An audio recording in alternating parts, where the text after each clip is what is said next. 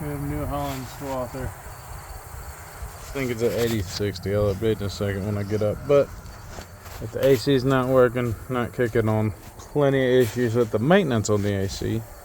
But got to it. This fuse is good. I want to say it's that fuse is good.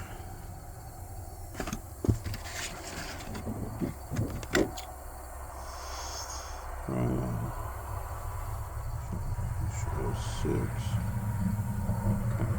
Okay. That one and 10.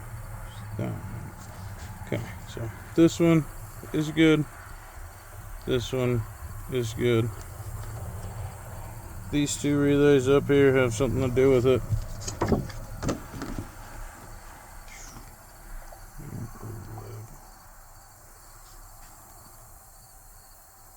This fuse, it's AC.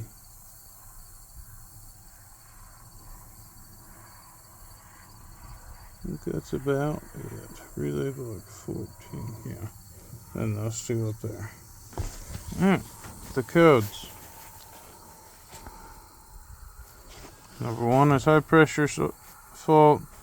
Number 2 is low pressure fault. So if you're low on Freon, that one will cycle.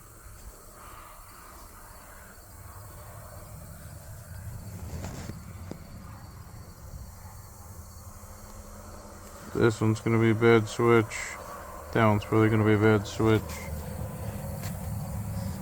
7 shows cab temperature sensor or faulty harness.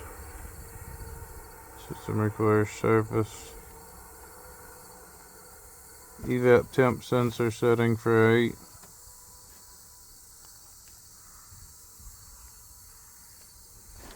Regardless. Let's see. I think they all work.